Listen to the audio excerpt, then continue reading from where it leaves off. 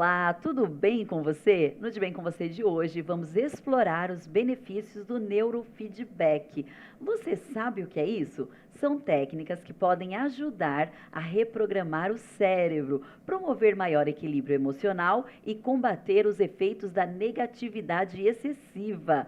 Para entender direitinho como essas técnicas funcionam, eu recebo aqui no estúdio a doutora Emily Pires, que é neurocientista, especialista em neurofeedback. Tudo bem, doutora Emily? Tudo jóia, foi um prazer imenso estar aqui com vocês mais uma vez, Gisele. Essa casa tão acolhedora, tão bacana, com ideias e sugestões de tema muito interessantes. Nós que agradecemos, Emily. É sempre uma alegria receber você aqui. Tá. E além da Emily, é claro, eu não posso deixar também de registrar a presença da Ana Furtado, que está aqui, ó, do meu ladinho. A Ana participa com a gente com a tradução em Libras de mais desse programa. Obrigada, Ana. Doutora, vamos lá, para a gente começar. O que é o neurofeedback? Vamos lá. O neurofeedback é uma técnica das neurociências que ajuda a nós treinarmos o cérebro. Treinar esses padrões neurais que, por algum motivo, está disfuncional, quer por um trauma, um AVC, um derrame, quer por uma questão emocional, uma experiência muito negativa emocionalmente, que as pessoas ficam paralisadas, ou também para treinar, eu preciso melhorar a minha dicção, eu preciso melhorar a minha atenção para uma palestra, a minha atenção no trabalho, também é possível através do neurofeedback. É uma ferramenta que a ciência já utiliza desde os anos 50 e que agora a grande população está conseguindo ter acesso. Muito bacana, Emily. Olha só, gente, antes de continuar a entrevista aqui no estúdio, nós temos algumas imagens do mapeamento que a doutora Emily acabou de comentar com a gente. Matheus, por favor, coloque aqui pra gente. Ah, maravilha. Então, esse é o primeiro processo, Gisele. Primeiro vai fazer o quê? O mapeamento cerebral. Vai colocar a touca, esses eletrodos, e nós vamos entender, esse daí tá aplicando gelzinho, tá, gente? Não dói. Tá aplicando gelzinho pra gente conseguir captar todas as ondas cerebrais e espelhar na nossa tela ali em tempo real, tá? Então, isso daí, ó, essas daí são as atividades cerebrais em tempo real. Então, eu avalio, feito isso, aí eu identifico. Então, aquele paciente está precisando, ele está muito nervoso, ansioso. Então, eu já sei quais áreas eu preciso treinar. Ou ele está com depressão, ou ele está com muita ansiedade, ou ele tem problemas de dicção. Entendi. Né? As pessoas acham que vai trabalhar só com o fono, mas se trabalhar em conjunto com o cérebro, ajuda bastante. Legal, Emily. E como que esse tratamento ajuda nas questões dos distúrbios emocionais? Isso é maravilhoso, Gisele, porque assim, muitas vezes a gente acha que só a terapia vai ser o suficiente. E não, nós trabalhamos de maneira multidisciplinar. Então, quando às vezes o medicamento não está sendo o suficiente, a terapia não está sendo o suficiente, o neurofeedback ele entra com uma ajuda assim, muito importante. Por quê? Muitas vezes ele está deprimido, não é porque ele quer, é porque ele não tem substâncias, né, esses neurotransmissores, que hoje a gente chama de, comumente conhecido como serotonina, dopamina, GABA, oxitocina, ele não tem no cérebro. Então, não adianta ele às vezes fazer terapia, fazer um curso de autoajuda, que ele não vai conseguir sair daquela situação. Então, vamos treinar aquela onda cerebral, aquela área do cérebro que está em déficit, está com depressão, por isso que a gente chama de deprimido, né, que está com uma onda muito baixinha, para que ela aumente a sua amplitude e que ela consiga liberar de uma forma mecânica, bioquímica, esses neurotransmissores. Acho que um pouco, esses nomes assim são um pouco mais complicado, mas ele é super importante para refletir o nosso dia a dia, os nossos sentimentos no dia a dia. E o neurofeedback, ele ajuda inclusive naquela, como que eu posso dizer, negatividade excessiva. Sim. Às vezes a gente fala assim, olha, aquela pessoa só pensa negativo, ela só fala negativo, mas é uma coisa que ela precisa tratar no cérebro. Exato. Né? Não é só questão de comportamento. Exato, por quê? Quando a gente fica reclamando demais, a gente tem esse hábito, e às vezes por uma condição real, a pessoa tem que pegar um ônibus para trabalhar 2 horas, tá sempre, é uma realidade, não estou dizendo que isso não aconteça. A gente cria uma via que fica muito percorrida, recorrente no cérebro. Então, o que acontece? Não adianta, às vezes, só o medicamento, não adianta ele só colocar um esporte na vida dele. A gente precisa neuromodular aquela região. Conforme a gente coloca eletrodos em algumas áreas, a gente busca novos caminhos, que a gente chama de neuroplasticidade. A gente estimula a neurogênese, o caminho de outros neurônios. Consequentemente, ele vai tentar o tempo todo não tentar olhar para aquela via. Puxa, eu estou nesse lugar. Ele vai falar, peraí, eu posso pensar diferente, porque eu já estimulo outras áreas.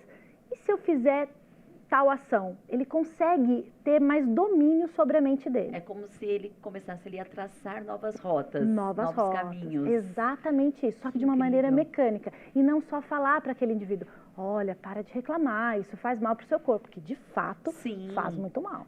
Justamente seria a minha próxima pergunta, né? Os efeitos dessa negatividade excessiva para o nosso corpo. Até para ilustrar, porque eu acho que o cérebro é o órgão mais importante do corpo, e muitas vezes a gente fica com medo de olhar, né? Então aqui eu vou ilustrar algumas áreas, tá? Aqui o cérebro, ele está coloridinho, então não causa desconforto, né? Então aqui a gente pega e separa o cérebro por áreas, como se fosse um apartamento. Então, uma casa, sala, cozinha, quarto, banheiro, tá? Então vamos imaginar que esse daqui seria a nossa cozinha, porque é uma área da casa que a gente utiliza muito, porque todos os outros cômodos se reúnem aqui. Então, é uma área importante. Essa área no nosso corpo é o córtex pré-frontal, onde ele trabalha com planejamento, organização, decisão.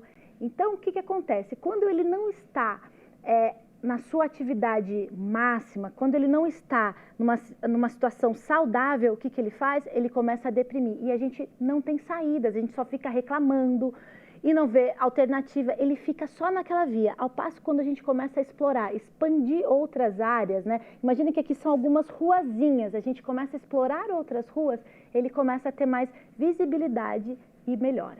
Perfeito, muito bom, Emily. E aí você tem a parte interna do cérebro também, né? De uma maneira bem rapidinha, antes da gente ir para o intervalo, dá para mostrar, por favor? Claro! Quando a gente reclama muito, a gente tem uma área no cérebro que chama amígdala, que é o nosso sistema de luta e fuga. O pessoal acha que a amígdala é aqui no pescoço, mas a amígdala, ela está aqui, ó. São essas duas amêndoas azuisinhas aqui no cérebro. Ela é responsável pelo nosso sistema simpático e parasimpático, aquele que a gente vê um problema e fala, o que eu faço? Eu luto, fugo, o que eu faço da minha vida? Então, esse daqui, a gente deixando ela um pouco mais tranquila, para ela racionalizar de uma maneira mais ordenada e inteligente, a gente começa a refletir melhor. Perfeito, Emily, muito bom. Bom, gente, você já ouviu falar sobre análise corporal? Esse tipo de análise é uma ótima ferramenta para resolver conflitos e melhorar os relacionamentos, a carreira e os negócios. A repórter Dani Rivas foi conversar com um analista comportamental com dicas valiosas sobre essa técnica. Só que essa reportagem a gente confere na volta do intervalo. Fica aí que nós já voltamos.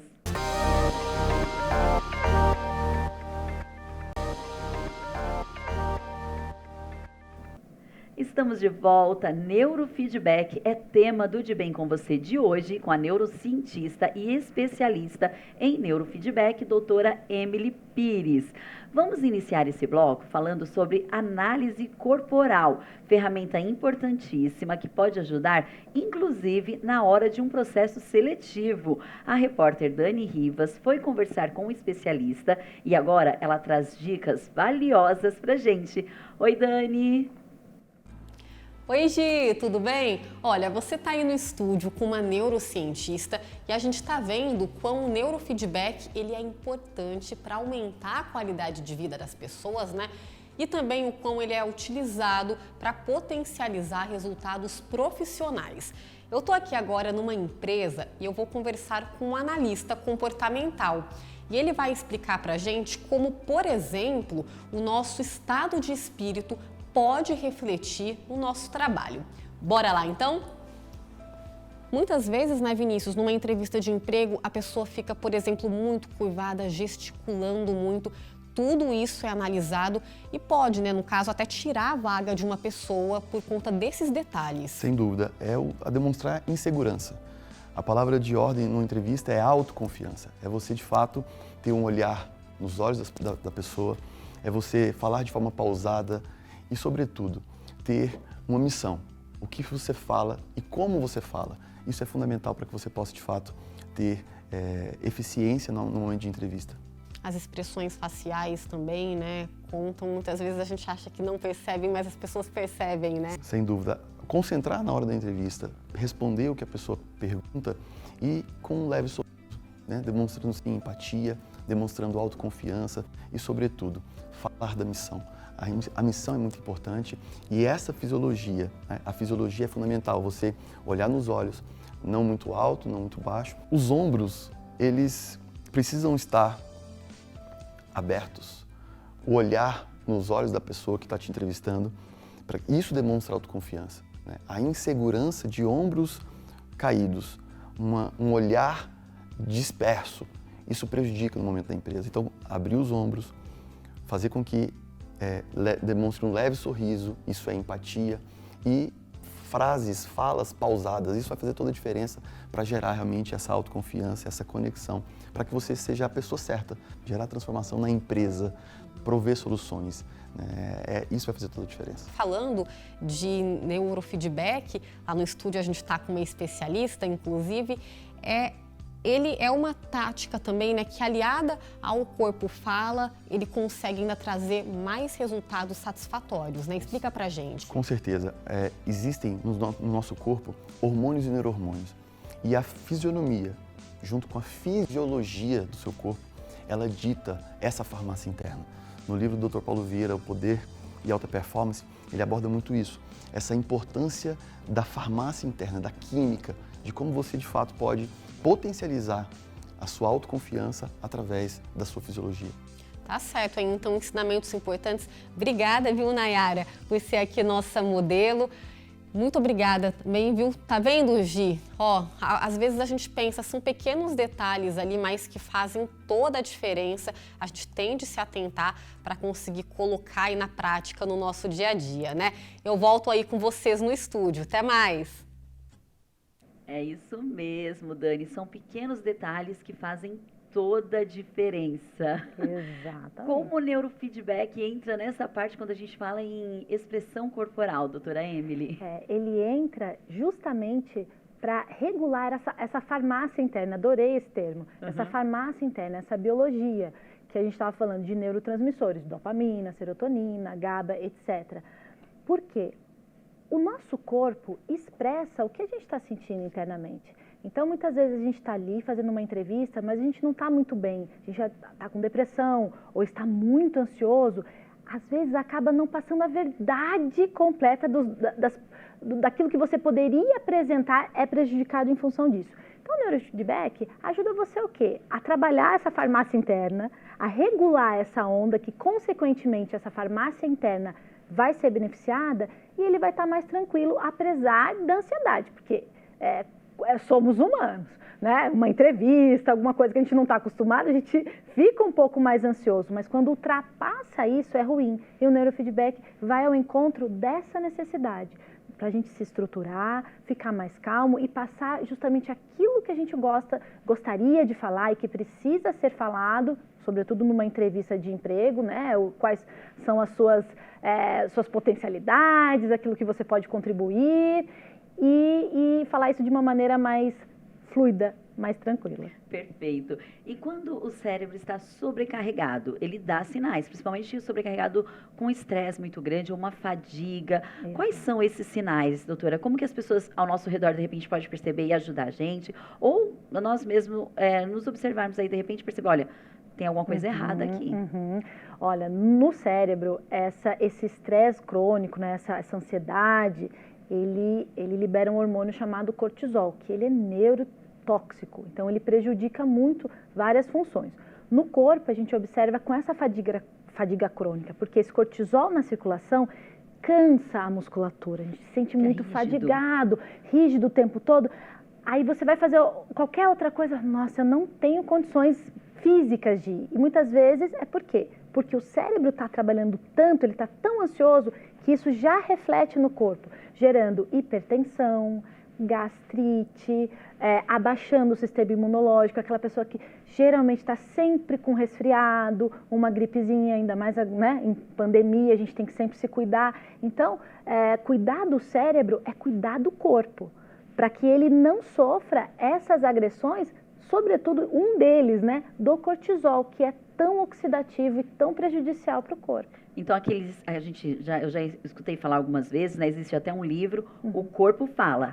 É verdade, né? O corpo não consegue esconder o que a mente está ali tentando falar com a gente. Exatamente.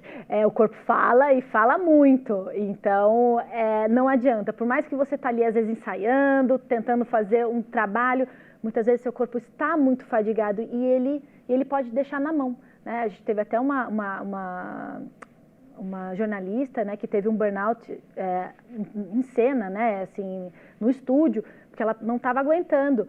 Então, a gente vai até um limite. Então, não precisamos chegar nesse limite. A ciência e a tecnologia avançou muito para nos dar esse respaldo. Isso é muito importante saber e comunicar a todos.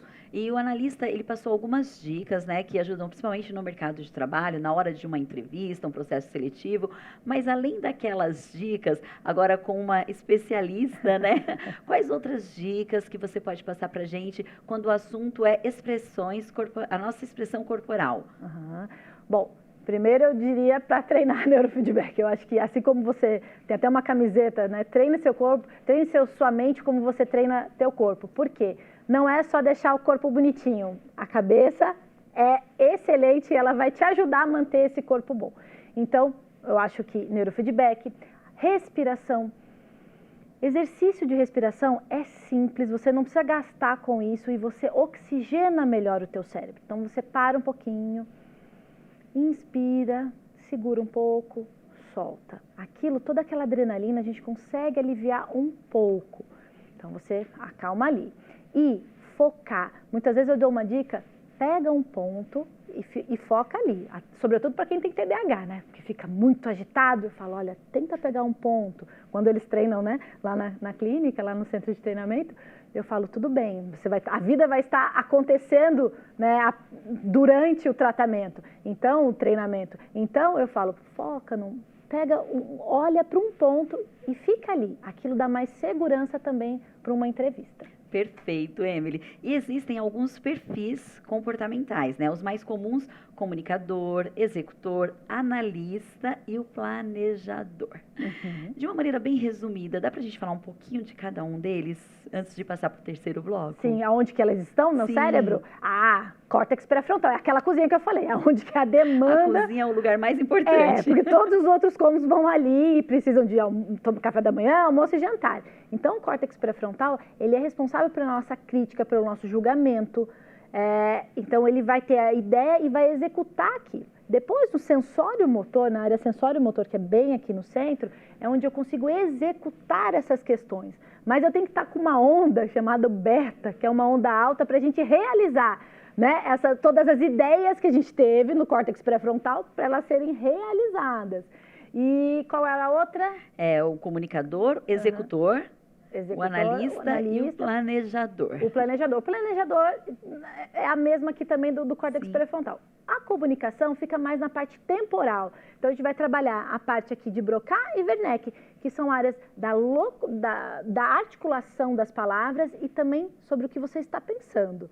Então, a gente faz esse trabalho em conjunto para que aquilo seja claro. Então, é daí que entra o neurofeedback. Sim. Porque, de repente, uma pessoa que é muito tímida, ela quer melhorar essa questão, eu preciso me comunicar melhor com as pessoas. Aí vocês já vão especificamente naquela área para estimular ela, é isso? A gente vai treinar aquela região, porque às vezes ela precisa fazer uma apresentação no trabalho, né, para melhorar, passar de cargo, evoluir, então ela precisa estar se expressando de uma maneira mais facilitada. Perfeito. Eu treinei muito para vir aqui, te confesso. Mas você está super bem, viu? Nem precisa de treinar, porque você é ótima. Querida. Olha só, gente, você já parou para pensar no impacto que as reclamações constantes podem ter na sua saúde? Parece até algo simples, mas o ato de se concentrar em pensamentos negativos e reclamar frequentemente ativa uma área, na verdade, né, ou algumas áreas do nosso cérebro que estão ligadas ligadas ao estresse.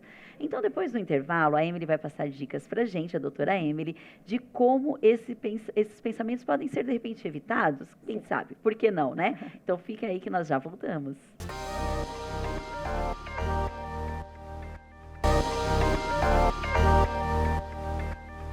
Estamos de volta. Neurofeedback é tema do programa de hoje, com a neurocientista e especialista em neurofeedback, doutora Emily Pires. Doutora Emily, muitas vezes o pensamento negativo é inevitável, mas existem algumas alternativas, né? A gente consegue fugir desses pensamentos negativos de que maneira? Sim, treinando com o neurofeedback, o que acontece? A gente vai conseguir buscar outras conectividades, outros neurônios vão ser acionados, tá? Muitas vezes até desenvolvidos. Por quê? O ato de reclamar, a gente estava até conversando aqui no intervalo, né? Acaba muitas vezes sendo até como um neurônio espelho. Por exemplo, se eu estou numa família que reclama demais o tempo todo, pelo sistema de pertencimento, gente, eu preciso reclamar também. Só que aquilo bloqueia o cérebro para coisas diferentes, para a criatividade, para o que eu posso fazer diferente. Ele fica bloqueado, porque ele fica só numa via de pensamento intrusivo e ruminante, que ele fica com aquela ideia fixa na cabeça. Ah, mas assim não tem jeito. Mas também como é que tá? Eu não posso fazer eu não posso fazer aquilo, eu não posso. Então ele cria essa via e a pessoa não consegue ter uma visão diferente, o buscar uma solução diferente. Então ele acaba sempre ficando na mesma. Ele não evolui a vida dele, ele fica ali. Então treinando, então tem áreas aqui que ficam bloqueadas. A gente coloca um sensor, espelha aquela atividade na tela do computador e a gente treina. Nós somos construtores, a gente vai abrindo novos caminhos para esse cérebro conseguir solucionar suas questões mais ativamente e efetivamente. Perfeito. E a gente tem que tomar cuidado também com o que a gente alimenta o nosso cérebro, né? Porque ficar lendo, ouvindo, assistindo, escutando só notícias ruins, ou no meio, além dos familiares, né? No meio de pessoas que ficam pregando ali a negatividade, coisas ruins, isso também vai acabar, é como se atrofiasse não, deixa ele muito quietinho, atrofiar é demais, né? Ele fica, na verdade, ele fica repetindo, fica uma rota repetitiva. Única. Sim, com pensamento intrusivo e ruminante. Ele não consegue ter, às vezes está num ambiente ou familiar ou de amizades que só reclama. Aquilo ali, ele só vai reclamar. Ele não vai enxerga ter outras alternativas. Outras perspectivas, exato. Entendi, doutora. E o neurofeedback, ele é indicado para todas as idades? Existe algum tipo de contraindicação? Olha, ele é indicado para todas as idades. Eu falo assim que a criança, até assim, uns 6 anos, quando ela está mais colaborativa, mas lá no centro de treinamento eu tenho criança de 5 anos e que eles adoram, e são os queridinhos nossos, mas de todas as idades. E lá treina desde uma criança, atleta, executivo, dona de casa, professor, jornalista, atleta de alto desempenho, senhor, senhora, todas as idades. Treinam e todo mundo junto, ninguém é separado. Quanto tempo dura em média? Eu posso falar uma sessão? Um treino. Sim, é que nem como se fosse treinar o corpo. O neurofeedback é uma academia do cérebro.